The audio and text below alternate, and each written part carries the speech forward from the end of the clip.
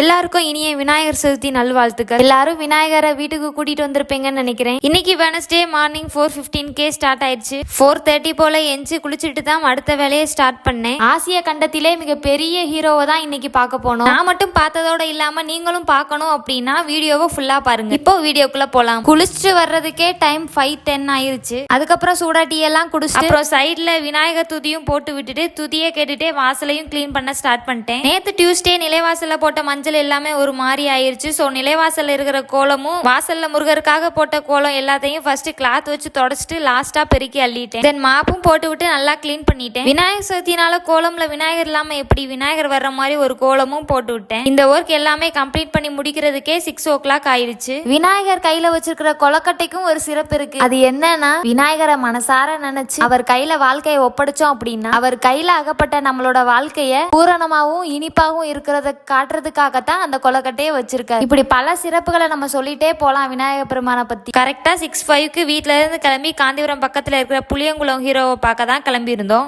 நாங்க இங்க ரீச் ஆகிறதுக்கு கரெக்டா 6:30 ஆயிடுச்சு. மார்னிங் கொஞ்சம் சீக்கிரம் போனனால கூட்டம் அவ்வளவா இல்ல. பஸ் எல்லாமே அந்த சைடு போற ரோட்ல பிளாக் பண்ணிட்டாங்க. ஒன்லி 2 வீலர் மட்டும் தான் அலோட் பண்ணிருந்தாங்க. ஒரு 300 மீட்டருக்கு முன்னாடியே பைக்கையும் பார்க் பண்ண சொல்லிட்டாங்க. அப்புறம் முழுமுதற் கடவுளை பார்க்க ஒரு 10 சுத்து லைன்ல சுத்திட்டு வந்தா தானே பார்க்க முடியும். நாங்க கொஞ்சம் சீக்கிரம் போனதுனால லைன்லவும் ஆள் அவ்வளவா இல்ல, பரவாயில்லாம தான் இருந்துச்சு. நம்ம ஆசியாவிலேயே மிகப்பெரிய ஹீரோ தான் இவரை முந்தி விநாயகர்னு அழைப்பாங்க.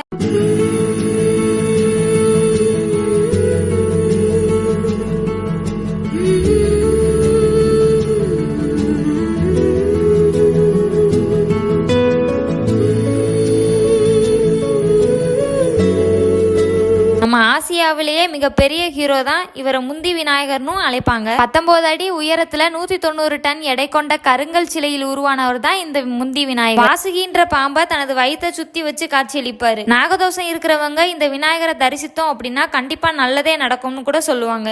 ஆவணி வந்தது புண்ணிய சதுர்த்தி நாளும் பிறந்ததம்மா, அதிகாலை முதலே மனையில் மங்கள மேளம் ஒலிக்குதம்மா, கஜமுகனின் வரவை காண குடும்பம் வாசலில் கூடுதம்மா, மா கோலம் இட்டொரு மனை மேல் வந்தான் ஆரத்தியாகுதம்மா.